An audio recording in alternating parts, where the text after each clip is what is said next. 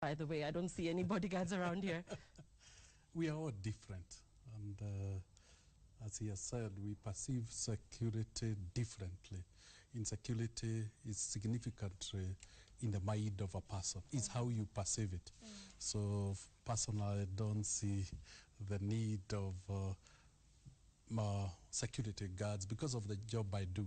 You know, it's really serving people, not stepping on people's. So it is quite a lot with what you do. Yeah. Okay, Yeah. personal preference. Personal All right. preference and disposition to Okay. risk. And now to the man himself. Dr. James Mwangi has been honored and decorated in many places. As you are well aware, he is a philanthropist. He's been named Forbes Person of the Year, Ernst & Young World Entrepreneur of the Year Award. He got that. And he's, of course, the founder of Vision 2030. The list is endless. I could go on and on. Dr. James Mwangi, thank you so much for your time this evening. I want to begin with the fact that you almost single-handedly transformed Equity Bank from a struggling small enterprise to the magnate it is today. Big, big enterprise. What lies behind the success of Equity Bank today? Thank you, Lillian. But let me correct it that I just led a people's revolution. Remember, Equity is a membership organization. And there are 10 million people who constitute membership, but I am their face. So people mistakenly take it as single-handedly, but it's really, what I did was to provide leadership, thought process, but behind this thought process, behind the leadership, is 8,000 members of staff and 10 million Kenyans who believe in a vision. So I would say I'm a vision bearer, but really the transformation, the democratization of financial services is really to the credit of the 10 million members and 8,000 members of staff. Yeah. So right there, leadership, the humility in which you've just addressed that answer. So you accredit the success of Equity Bank to teamwork, to the fact that you've worked as a team, you've led a brilliant team. You can literally say that leadership can never be greater than its following. Great leadership is built by great following. And 10 million followers as members, 8,000 gifted members of staff is what has really created the phenomenon that has now come to be regarded best bank in Africa and the number 4 best bank in the world from this year's banker report. Okay, so you are a super achiever. What defines your day? Take us through your day. What's a regular day for Dr. James Mwangi like? My day starts pretty early, at around 3. That's when you really spend a little bit of time, 2-3 hours, really leading, trying to get insights, because really nobody is really very original. We copy other people's ideas that have worked. Then at around 5:30, I take a quick shower, have breakfast with the family, and at 6:15, I'm off to the office. And the day like now, I've just come from the office. My day normally, it's around 8, go home, rest with the family, and once again, the routine starts tomorrow. But basically, it's all dedicated to Equity Bank. I don't do anything else other than the advisory roles that I've taken globally. All the rest of my time is all dedicated to Equity, and it's the calling that Equity is. Okay. So I previously said that I'm sitting next to a billionaire, and the assumption would be that you don't do this for the money, Dr. Mwangi. I may be wrong. What keeps you going? What's the inspiration behind your drive, the 3 a.m. wake-up call, the fact that you left work at 8 p.m. on a Friday? A lot of people would already be winding down, sundowner. It is a Friday, after all, it is a weekend. What keeps you going?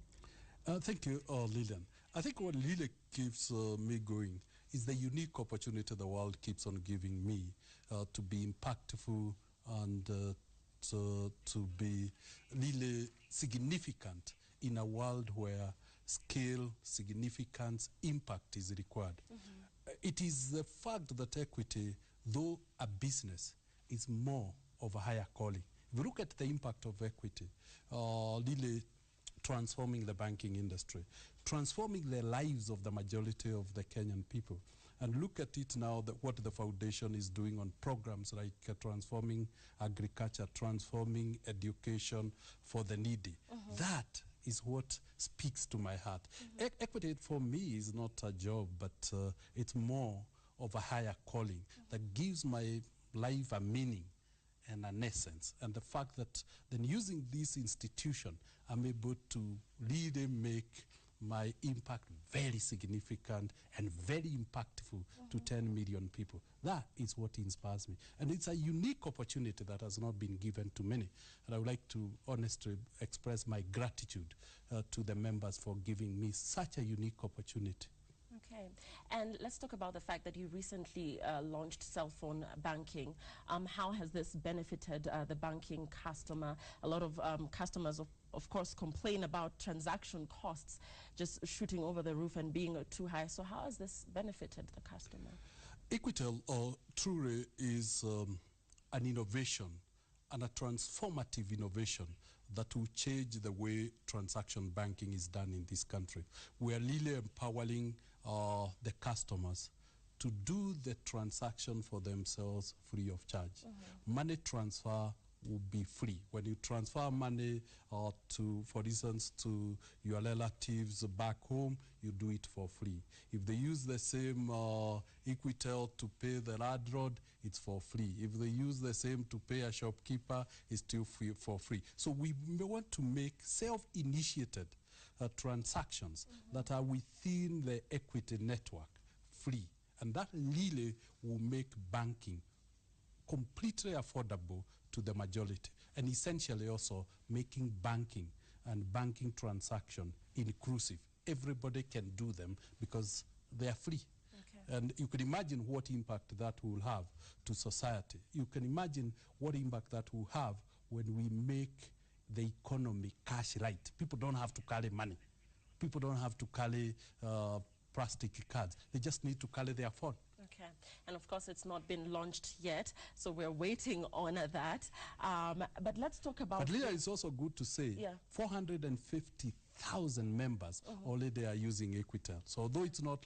So we have now scaled the pilot testing, and I'm confident, I can assure all Kenyans who are watching us that within this quarter we'll have the formal launch, and we hopefully expect to have 5 million people with Equitel by end of June this year. Okay, awesome. And I want to talk about Wings to Fly, Dr. Mwangi, and the fact that you're giving needy KCP, needy candidates, you know, an opportunity and a chance to further their studies. What inspired Wings to Fly for you as the CEO of Equity Bank, and why this heart and passion for the young people of Kenya? Two things inspired me a lot. The first one is my late mother, Grace Mwangi. She believed in education. Herself, she never got education, but she could see the power that education could have, such that I am who I am in just one generation from a mother who never went to school. She was widowed when she was young, when I was just a toddler, and there she was, she educated all her kids through very hard work. Then I realized I am a creation of the opportunity of accessing good education. And she emphasized to me to adopt a secondary school in our village, and said, and we saw the impact when we adopted the school. We changed the mini grade of Nyakatogo Secondary School from 2.4, it's now nearly 8 points. And at a mean score of 8, you take almost 65% of all the students to university. Then with that challenge and that demonstration, she said, why don't you call in your friends? And like the way you were given opportunity by the village, you give those who are like you in need. And maybe during your lifetime, you can have 1,000 James Mwangi. I didn't see her dream coming true. But Lydian, this year, will now, next week on Friday, be giving the last of the 10,000 scholarships. Very comprehensive, including school fees, uniform, shoes, pocket money, transport, and health to all those 10,300 kids. So I would say, but then it was also inspired by the fact that when you extend a hand of support, these kids amaze you. The first cohort of the kids that we sponsored, 94% managed to get university qualification. 83% of all of them got admitted to university. So you realize it's just a question of extending. What I've realized is that the 10,300 scholarships have not made the institutions and the people behind them any poorer, but it has made a huge difference to the 10,377 kids. That is what the demonstration that these kids really give just them a fishing rod, and they fish for themselves for the rest of their lives, transform their lives, transform that of their families, transform that of their village, and hopefully, because it's a critical mass, transform our country and eventually the continent. That is what really makes me devote my life to this as a cause, because I can see I'm scaling myself, I'm crowning myself, and the program has significant impact that money can never buy. And no money can ever give you the joy and the satisfaction of the success of the Wings to Fly program. Wings to Fly, Dr. Mwangi, in what way is it linked to the university sponsorship program? Are the beneficiaries of Wings to Fly the ones who automatically qualify for this, or how does this work? Lillian, what we realized is because it's a comprehensive scholarship for secondary, we realized if we abandon these kids after finishing secondary, there will be a problem. So the program entails that as soon as they finish a secondary education, those who get a mean score of an A- and above during their MOOC in the 4th year, they report to the bank in November. They start working. And in working, they earn a full scholarship to the university. Those who didn't make it to a MOOC to get an A, when the results come out in February, they all join the bank. So like this year, we are anticipating we shall have 600 of the 1,000 kids who sat for the joining the bank to earn their full scholarship. Right. Then we are also working hard to get other scholarships. Like now, we have 30 kids who are getting a MasterCard Foundation scholarship to university. So it entails secondary and university, but with a working internship. We're not working with corporates in Kenya to say, because we may not take, like next year we expect 3,000 kids to finish Form 4 next year. We can't take 3,000 kids. So we now have lined up 10 corporates who have said we'll also support, and it will be a paid internship, and these kids earn their university education. Okay, and what other initiatives is Equity Bank doing to give back to society? Of course, this is overwhelming, the fact that you're transforming so many lives, but what else is Equity doing to give back? There's quite a lot of programs, Lillian. The first and most impactful one is on agriculture. We have a fully devolved department that hosts one agricultural economist in every branch, and they don't do banking. These are not even bankers, they're just agricultural specialists, and they help the farmers. So far, we have converted 460,000 peasant farmers into agribusinesses, into small-scale commercial farmers. And then these families are able to pay school fees for their kids and to improve their standard of living. The next big program is looking at those people who are in business, particularly the informal business, to enhance their capacity. Over the last 3 years, we have trained at a program called FINCA, 1.3 million small-scale business owners, small business owners, for 13 weeks each, so that we can enhance their capacity to do business, to keep books, to know how to market, how to manage their staff. And essentially what has amazed us, within those 3 years, on average, the turnover of those businesses have more than doubled. Okay. So you find capacity. So we are very big. And lastly is the issue of health. We're really looking at health and asking, the biggest constraint we see within our customers is when they fall sick. It's when there is death. So we have now introduced micro health insurance program that just they pay 6,000 and they get medical benefits for the whole family of up to 150,000 shillings during a year. So those are some of the programs that the foundation is doing. Then we are looking at environmental conservation. We are trustee of the Mau water tower, and we are encouraging forestry and tea planting as a situation of mobilizing Kenyans to take the destiny of this country in their hands. And as we take a short break, Dr. Mwangi, you've achieved so much, in the time that you've led Equity Bank. The question is, and this is what critics argue, is that when an enterprise's success is pegged on one individual's passion, and you've argued that you've got a great team behind you, but a lot of people would argue that Equity Bank's success is pegged on Dr. James Mwangi. Critics are asking, what happens after James Mwangi? What happens to Equity after James Mwangi? I think, while I respect that view, I would say it's a view held by people who don't know and understand equity.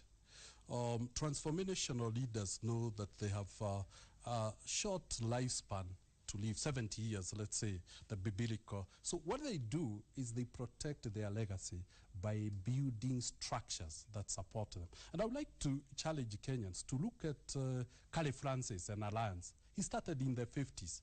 Alliance is what it is today, nearly 50 years after Cali Francis left us. If you look at Strathmore, look at McPhee. He left Strathmore School, but Strathmore School have become even more successful without McPhee.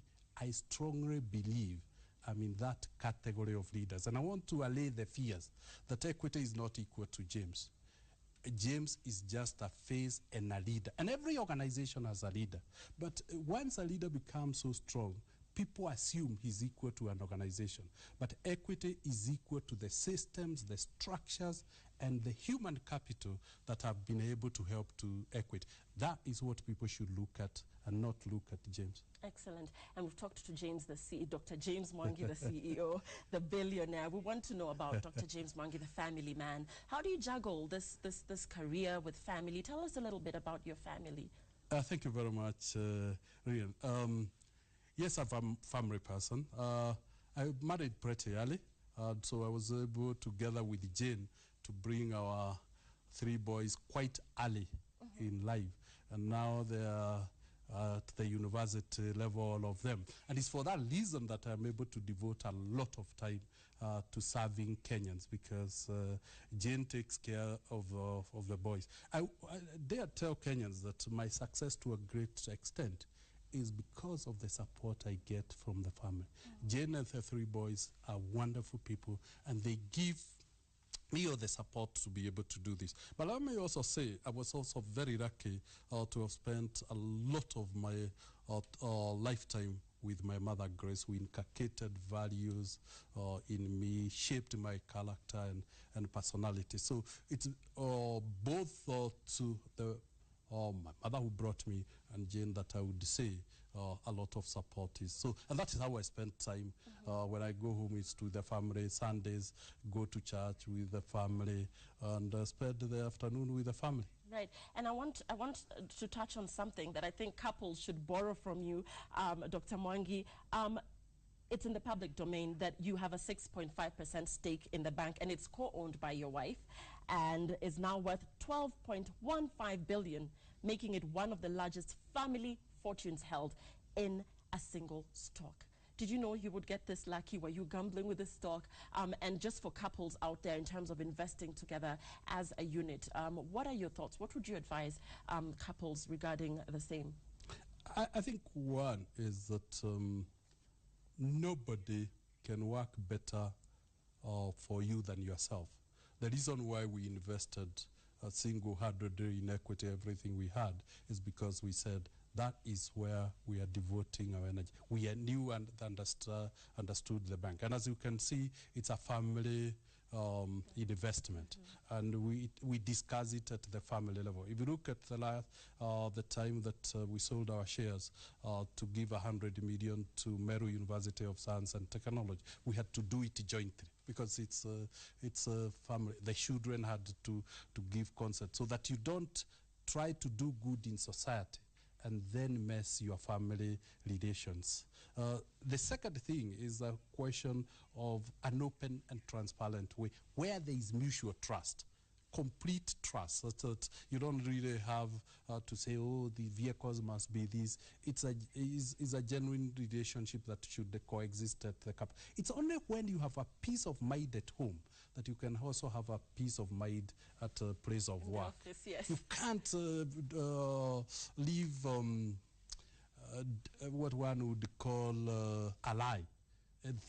Think you can be a split personality, that you are happy in the office and very sad at home and still think you could be a complete person. We need to create a balanced environment where you are both happy at home and happy in the place of work, because human beings are unlikely to be split personalities and still be consistent because of that split. And you left the office at 8 p.m. today on a Friday. What do you do to unwind, to have fun, to relax when you kick back and take off the suit?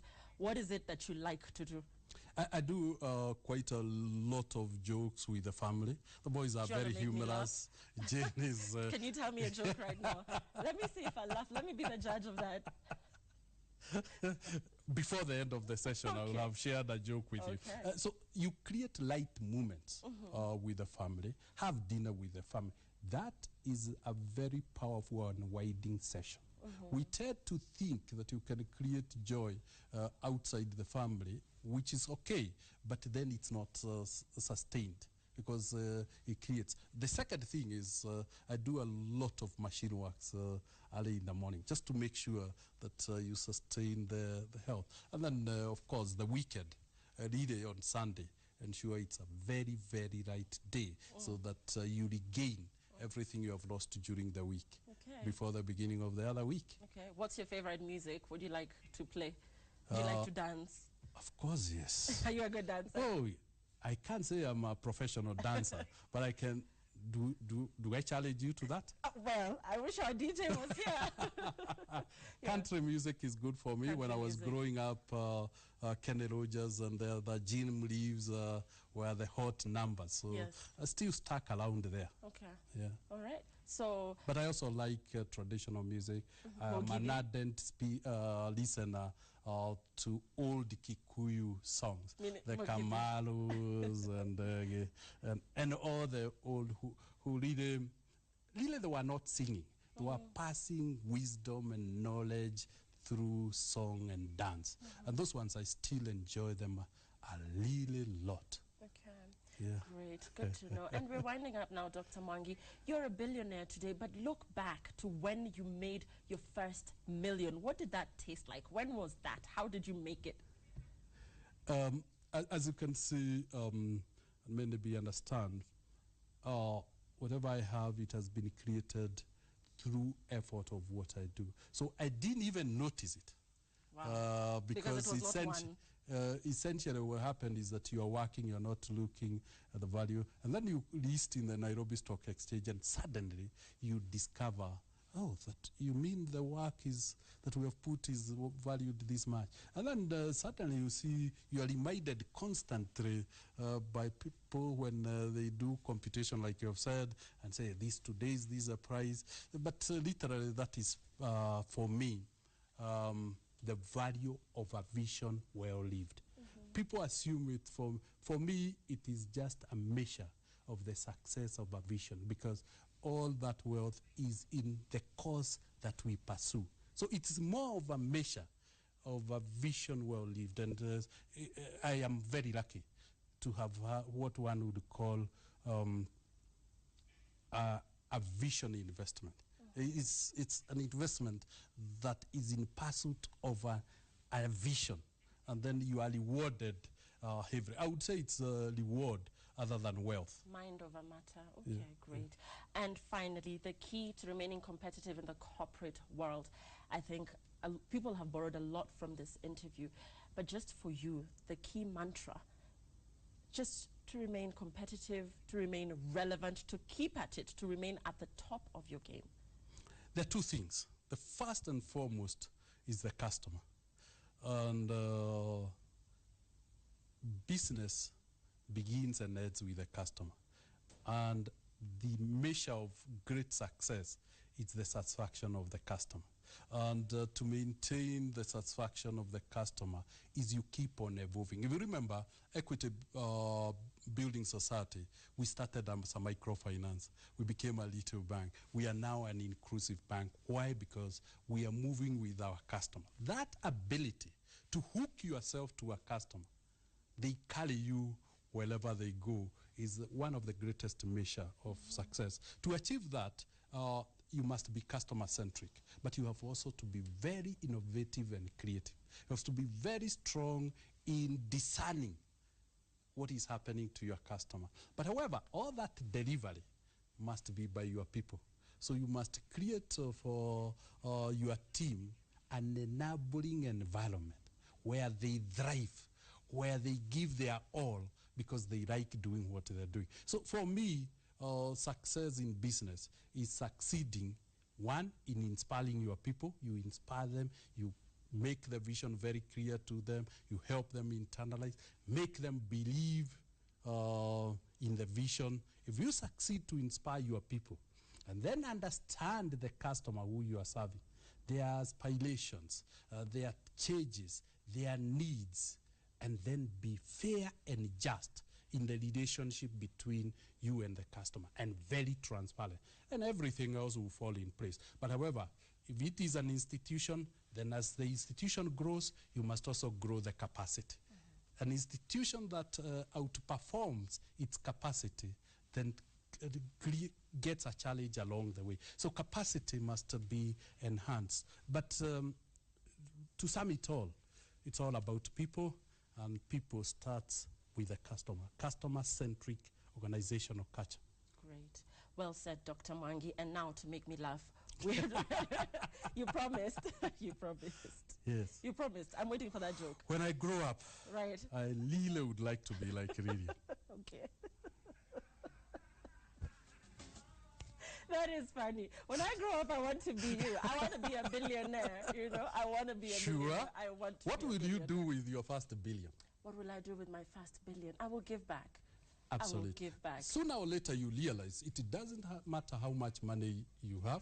Lillian, you only wear one pair of shoes, wear one dress at a time, can only take one meal. So suddenly you realize to be very comfortable in life has nothing to do with money, because the threshold in terms of requirement of money, because ultimate happiness is ability to foot the bills. That's what money is all. Absolutely. Money is not for the sake of having money in the... After all, it doesn't help you. It helps others, because you only need money equal to your monthly bill. So you can see the threshold where value of money is, because after all, you can sleep on one bed at a time, live in one house in a time, drive one car at a time. So it is a question of the satisfaction you get by doing and not having money.